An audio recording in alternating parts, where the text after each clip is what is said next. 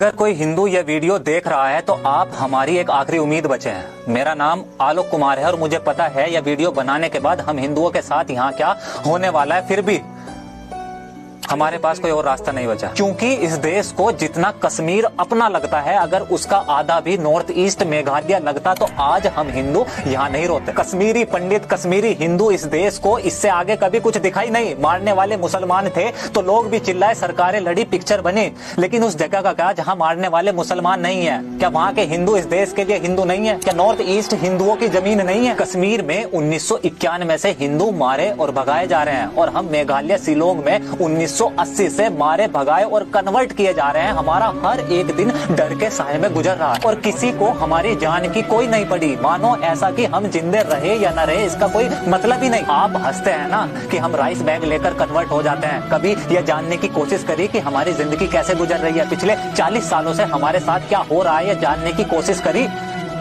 तो आज सुनो।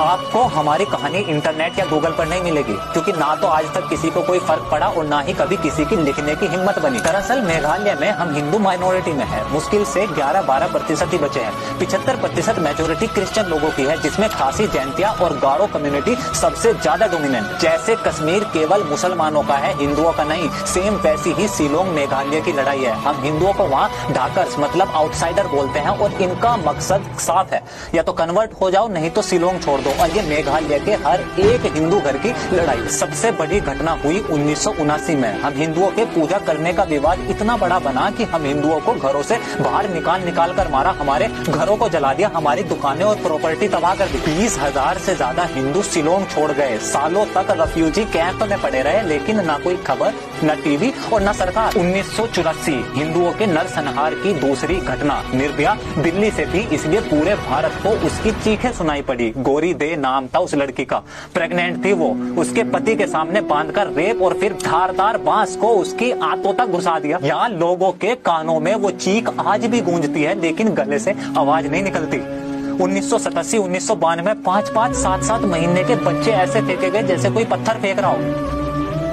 जिंदा लोगों को सरेआम जला दिया। तब से और आज तक आए दिन हिंदुओं पर हमले चल रहे हैं। यहाँ पुलिस और या लोकतंत्र काम नहीं करता। इस देश में लोकतंत्र केवल वही काम करता है जहाँ हिंदू मेजोरिटी में हो, वरना पुलिस और प्रशासन सब चुपचाप हमें मरता हुआ देखते हैं। अगर हम हिंदू शिलोंग में जिंदा है या लड़ पा रहे हैं तो वो केवल हरिजन सिख बस्ती या वहाँ बने गुरुद्वारे की वजह से है। जब भी शिलोंग में कोई दंगा होता है तो सारे हिंदू हरिजन बस्ती या गुरुद्वारे में चले जाते हैं। शिलोंग में केवल एक वो ऐसी जगह है जहाँ किसी की हिम्मत नहीं कि हमला कर दे, और इसी वजह से यहाँ के क्रिश्चियन लोगों की दो मांगे चल रही है। एक की हरिजन बस्ती को रिलोकेट कर कहीं और बसाया जाए, दूसरा इनर लैंड परमिट कि अगर किसी को मेघालय शिलोंग में आना होगा तो वो केवल परमिट लेकर ही आ सकता है। अगर ये दो चीजें हुई, यकीन करें कि अगले कुछ सालों के अंदर मेघालय शिलोंग में ना के बराबर हिंदू होंगे। कभी सोचा है यहाँ मेघालय शिलोंग में कभी कोई रेलवे क्यों नहीं आने दी? ये लोग नहीं चाहते कि यहाँ देश भर से ज्यादा संख्या में हिंदू आए या यहाँ आके नौकरी या बिजनेस कर। आज आप कश्मीर में जमीन खरीद सकते हैं, लेकिन मेघालय में कोई हिंदू जमीन नहीं खरीद सकता।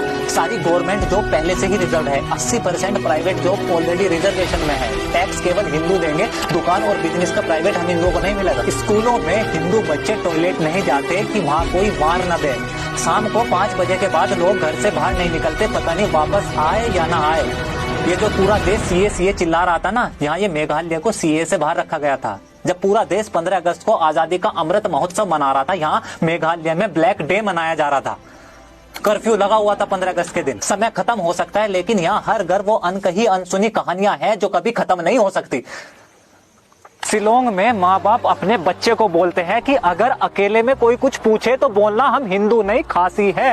ये सब इस देश की मेजोरिटी हिंदुओं के साथ उनके ही देश में चल रहा है। ये सीए के समय बोल रहे थे ना कि कश्मीर में उस समय हम होते तो कोई भी हिंदू पलायन नहीं करता। 30 साल बाद आज आप हैं और नॉर्थ ईस्ट मेघालय वही कश्मीर दोहरा रहा है। आपने कुछ करा या आप कुछ कर सकते हैं, और अगर जब कुछ बस की ना हो तो आपसे हाथ जोड़कर प्रार्थना है कि अगली बार किसी हिंदू को राइस बैग ड्रग लेकर कन्वर्ट होता देखे तो उस पे हंसना मत, बल्कि सनातनी खून होने के बावजूद ऐसे मुर्दों की तरह जीने पर, अपने जीवन पर धिक्कार करना और हमारी चिंता मत करना। हमारी आखिरी सांस भी प्रभु श्री राम का नाम लेगी। बस एक आखिरी विनती है आपसे, मात्र खून से नहीं, कभी तो व्यवहार से सनातनी बनो।